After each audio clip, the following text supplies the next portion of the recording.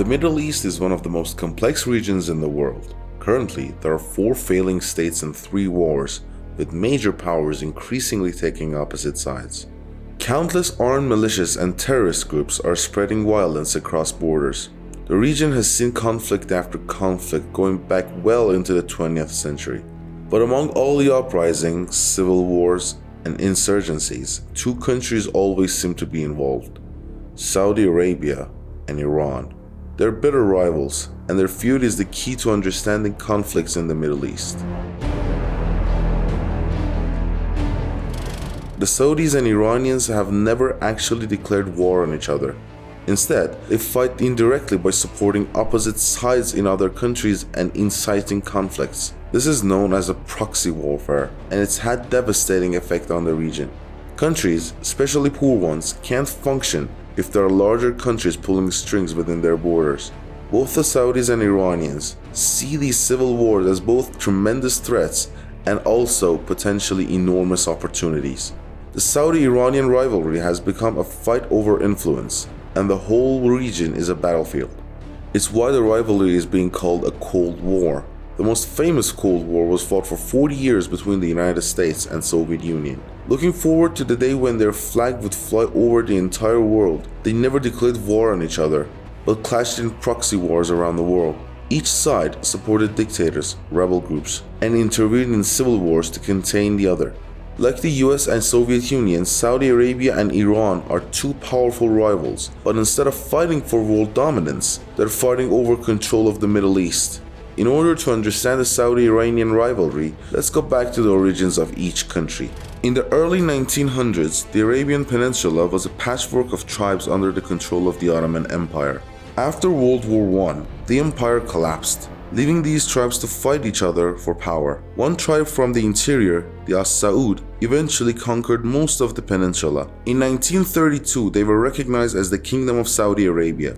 6 years later, massive oil reserves were discovered in Saudi Arabia, and in an instant, the Saudi monarchy was rich. That oil money built roads and cities all around the desert country, and it helped forge an alliance with the US. On the eastern side of Persian Gulf, however, another country was emerging, but having a much harder time. Iran also had massive oil reserves and even bigger Muslim population, but constant foreign intervention was creating chaos. Since the 18th century, Iran had been invaded by the Russians and British twice. In 1953, the US secretly staged a coup, removing the popular Prime Minister Mohammad Mossadegh. In his place, they propped up a monarch, Mohammad Reza Shah, who was aggressively reforming Iran into a secular, westernized country. But he harbored corruption and terrorized the population with his secret police, the Savak. By the 1970s, both Saudi Arabia and Iran had oil-based economies and had governments heavily backed by the US. But the feelings among each population were very different. Ultimately, at the end of the day, the Shah of Iran, powerful as he was, simply did not have the same control over his people or ultimately the same legitimacy and affection that the Saudi people felt towards their monarchy at that point in time. That's because Iran's Muslims felt stifled by the Shah's reformations, and by the end of the decade, they finally fought back. Iran's Islamic Revolution overthrew a powerful regime that boasted military might. It's really in 1971, when Ayatollah Khomeini and the Islamic Revolution overthrew the Shah, that the real tension between Saudi Arabia and Iran begins. Ayatollah Khomeini was a Muslim clergyman who preached against Western-backed secular monarchies. He advocated for a government that was popular, Islamic, and led by the clergy, and in 1971, he had a revolution to establish just that. It was a massive international event that prompted reactions around the world, especially in Saudi Arabia. The Iranian Revolution terrified the government of Saudi Arabia. They were fearful that Ayatollah Khomeini would inspire the populations to rise up against them, exactly the way he had caused the Iranian population to rise up against the Shah. There was a religious threat too. Up until now, the Saudis had claimed to be the leaders of the Muslim world, largely because Islam's 2 holiest cities, Mecca and Medina, are in Saudi Arabia. But Khomeini claimed his popular revolution made Iran the legitimate Muslim state. There was another divide. Saudi Arabia's population is mostly Sunni, the majority sect of Islam, while Khomeini and Iran are mostly Shia. Westerners always make a mistake by drawing an analogy between the Sunni Shia split and the Protestant Catholic split within Christianity. The Sunni-Shia split was never as violent, and in much of the Islamic world, when Sunnis and Shia were living in close proximity, they got along famously well. So, while the Sunni-Shia split was not a reason for the rivalry, it was an important division. After the revolution, the Saudis' fears came to life when Iran began exporting its revolution. This CIA report from 1980 details how the Iranians started helping groups, mostly Shia, trying to overthrow governments in Iraq, Afghanistan, and Saudi Arabia, and they prompted the Saudis to redouble their efforts to fight against Iran. They blustered their alliance with the US and formed the GCC, an alliance with their Gulf monarchies. The stage was set for conflict. The rise of Iran as a regional power threatened other neighboring countries as well. In September 1980, Iraq, under the rule of dictator Saddam Hussein, invaded Iran. He was hoping to stop the Iranian Revolution, gain power, and annex some of Iran's oil reserves. But they didn't get far. The war bogged down into stalemate compete with trench warfare, chemical weapons, and heavy civilian casualties. While Iran started winning, the Saudis panicked and came to Iraq's rescue. They provided money, weapons, and logistical help. So it becomes critical to the Saudis that they build up Iraq and build it up into a wall that can hold back the Iranian torrent that they have unleashed. Saudi help allowed Iraq to fight until 1988. By then, nearly 1 million people had died. Iranians largely blamed the Saudis for the war, and the feud escalated.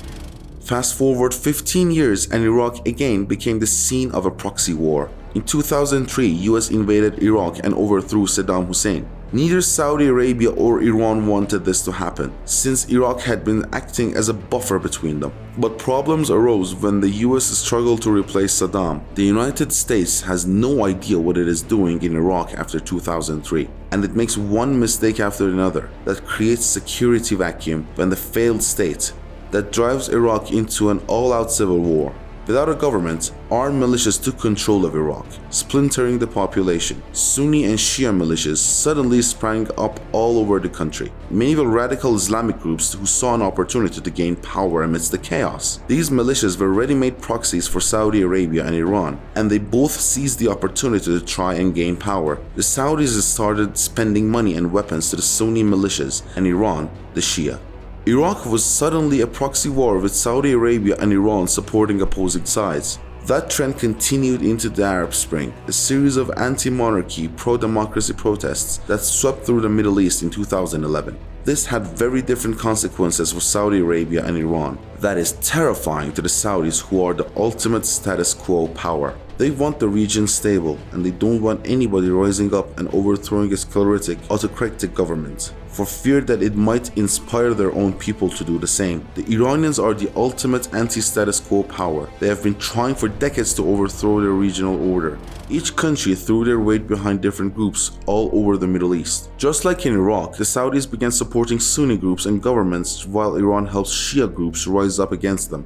In Tunisia, the Saudis backed the dictator while Iranians stoked protests. In Bahrain, Iran supported Shia leaders seeking to overthrow the government. Saudi Arabia, in turn, sent troops to help quash the unrest. Both got involved in Libya, Lebanon, and Morocco. As Saudi Arabia and Iran put more and more pressure on these countries, they began to collapse. Now the feud has gone a step further, with both countries deploying their own militaries. In Yemen, the Saudi military is on the ground helping the central government. They're fighting the rebels called the Houthis, who are an Iranian proxy group. The reverse is happening in Syria. The Iranian military is fighting side by side with militias. Some of the extremist groups like Hezbollah in support of dictator Bashar Assad are fighting rebel Sunni groups who are Saudi proxies. The more civil wars that broke out in the Middle East, the more Saudi Arabia and Iran became involved. Neither of the government of Saudi Arabia nor the government of Iran are looking for a fight. But the problem is these civil wars create circumstances that no one could have predicted.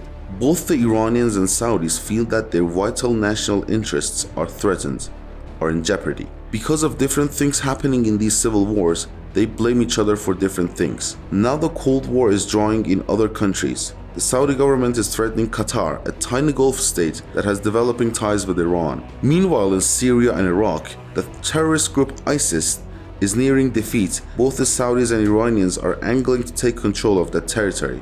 It's a Cold War that's becoming incredibly unpredictable. As the Middle East continues to destabilize, it's hard to say how far these countries will go.